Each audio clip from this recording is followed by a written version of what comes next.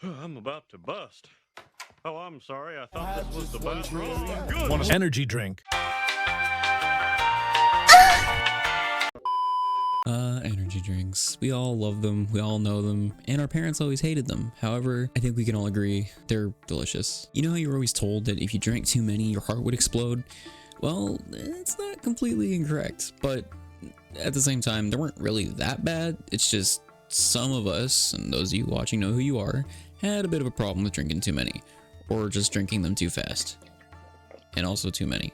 I'm also guilty of this. The origins of energy drinks trace back to the 19th century with cocaine-infused tonics. That's right, cocaine. Hey Sharks, we have a new best friend for your nose. Introducing cocaine. There you go. That's really good. Everything back then had cocaine in it. You thought it was bad now? No, they were just throwing that in everything. Oh, your child has a headache? Believe it or not, cocaine. You haven't pooped in 3 days? Guess what? Cocaine. Your wife could do math better than you? To the pillory. But tonics like Italian chemist Angelo Marini Vinmarini made a wine coca mixture that was marketed as a health elixir for fatigue.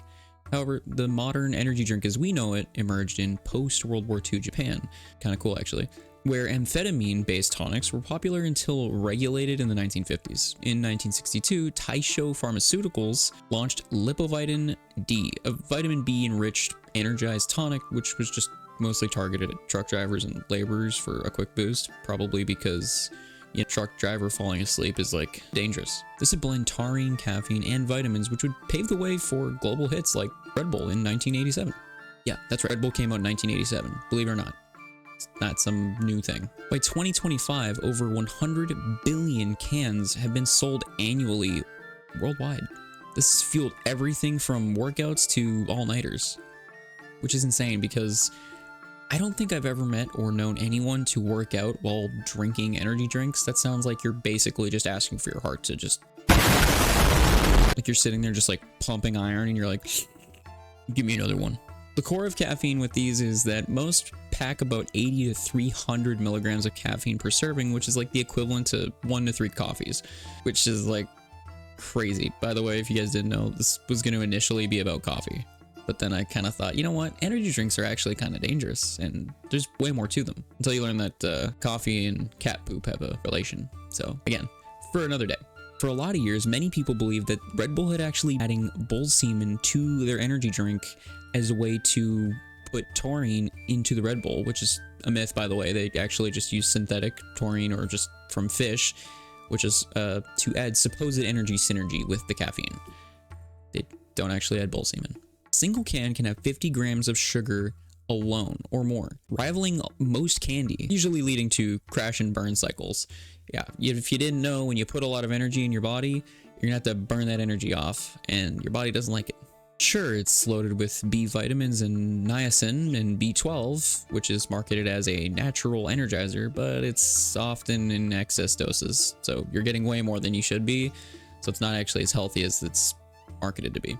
Now look, we've all got our favorite flavor of Monster. That goes from watermelon to fruit punch, blue velvet cupcake, rusty bicycle wheel, singing rubber duck, pineapple-shaped lamp, vintage typewriter key, and of course glittery snow globe. But besides those weird flavors, they've also had some extreme sports sponsorships, but usually ended up facing lawsuits over health claims. Yeah, doing super insane stunts while hopped up on an energy drink that could, you know, kill a small tribal village in Africa, yeah, probably not the best thing. Now look, we've all drank a rock star or two, and if you haven't, you're missing out. Go drink about 10. Named after rock music vibes, obviously, it targeted partygoers with high caffeine for late night raves. Basically, you know how rock stars are made for people that are, well, I guess in hindsight, rock stars, I guess is what it means. Hell no! Yeah, I hate to break it to you, Rockstar, but it ain't partygoers that are drinking these. And don't worry, I didn't forget about 5-hour energy shots. I mean, we've all seen that one kid in school who just downed like 10 of them and then got hospitalized for a week. Man, I'm dead. Mini bottles that promise 5 hours of focus without the crash. Popular for desk warriors. Okay, but seriously, come on, 5 hours of pure energy? That sounds like an actual heart attack in a bottle, which is exactly what it was. Something that not everybody might have heard of, but Bang's Buzz, which, I mean, up to 300 milligrams of caffeine. from natural sources, marketed as a super creatine for gamers and gym rats. I'm gonna be honest, 300 milligrams isn't the worst, but still, probably shouldn't be drinking it as a kid. In South America, they have a plant extract that amps caffeine naturally, used in brands like Jolt for extra kick. They're really just growing energy drink plants down in South America. It's insane. Now, when it comes to ginseng, this is a herbal root in ancient Chinese medicine, but sadly, it's been unproven in modern mixes. Nice. Hey, look, them ancient Chinese people, I think I'll take their word for it. They did some pretty cool things. Now, there's a claim about L-carnitine. Basically, it's supposed to burn fat in some drinks, but studies show minimal effects without exercise. Believe it or not, if you're overweight and you don't move around at all, you're not going to lose the weight. Isn't that crazy? Now, zero sugar versions use aspartame and sucralose, which isn't good for you at all. It's fake sugar. It's not good. Okay, jokes aside though, there are some actually weird flavors that I bet you guys haven't heard of, like unicorn vomit and ghost pepper. Yeah, a lot of brands try to just push out weird tastes. That's a 10. You know, like how cans are like marketed with bright colors and designs because, hey, we've all collected monster cans at one point. Don't lie about it. We all did it. Now, esports pros, however, chug them during marathons, while brands will sponsor the tournaments, just like League of Legends or CSGO. Bro, shut up. They're not cheating. They're just better than us. It doesn't mean they're cheating, bro. Wait, we're gonna peak together, man. It's easy. It's easy. And even Call of Duty. Early tonics like Japan's were actually for soldiers. Troops will still use caffeine gum just for a bit of alertness. Now, of course, like everything, you should never mix with alcohol, but guess what people were doing? Yeah, vodka Red Bull cocktails, which would mask intoxication, leading to over drinking risks. Yeah, because mixing alcohol has never been a problem ever, right? Oh, okay. Post-buzz adenosine rebound causes fatigue, which is within pre-drink. Common complaint. Excess triggers arrhythmias, which is especially in sensitive hearts. It's terrible. Yeah, if you didn't know, caffeine will cause heart palpitations, and yeah, that's where the heart exploding comes from, because your heart pretty much explodes. There is a myth that it dehydrates you, although they do act as diuretics, worsening hydration during workouts or hangovers. It doesn't mean that drinking them is going to dry you up like the Sahara Desert, but you probably have some water while you're drinking them. Is there a potential for addiction? Well, daily users do end up building a tolerance, needing more for the same buzz, like mini caffeine dependencies. I'm gonna be honest, I went throughout high school never needing to drink them, and I drank plenty, and I don't drink them as much anymore at all. So realistically speaking, I'm gonna be honest, I'm actually just addicted to coffee.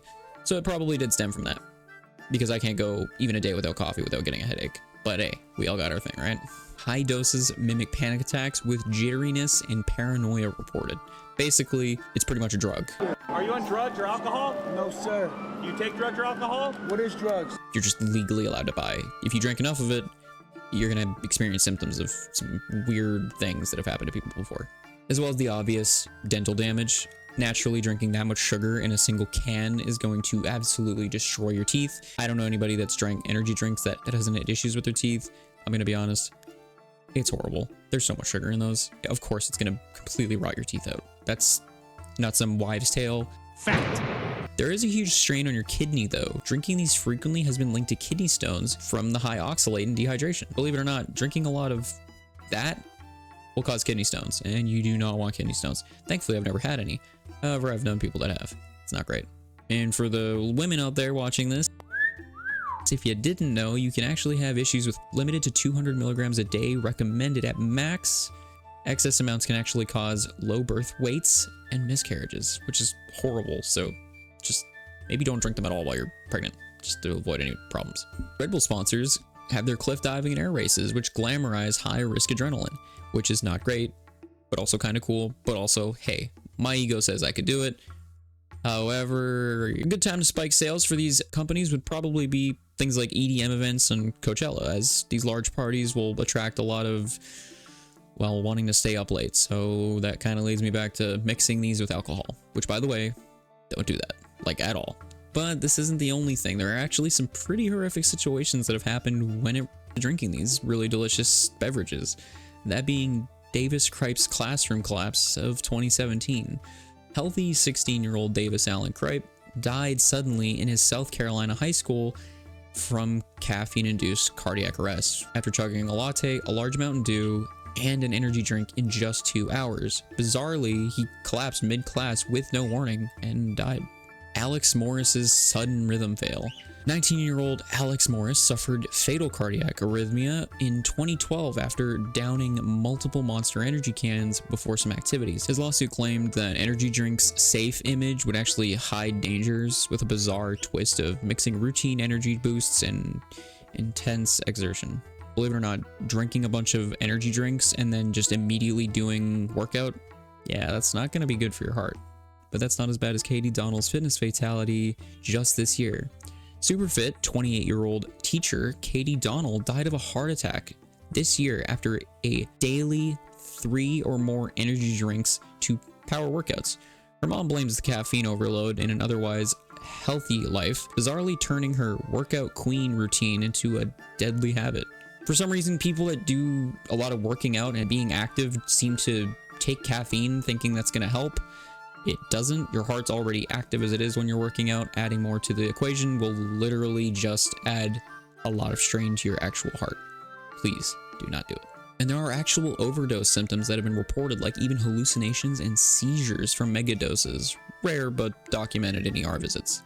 It's not the only thing. There are eye twitches, gut issues, hair loss, fertility fears, mood swings, FDA limits, warning labels have their own issues, with some countries mandating not for children after some death scandals. Although, call it a scandal, let's be honest, it's as legit as it could be. But the world of energy drinks is wilder than you think. But which fact blew your mind? Or would you ever chug 300 milligrams of caffeine every day again? Let me know in the comments. I'm joking, please don't do that. Just don't. If you're gonna have some, drink in moderation, don't be stupid. Please.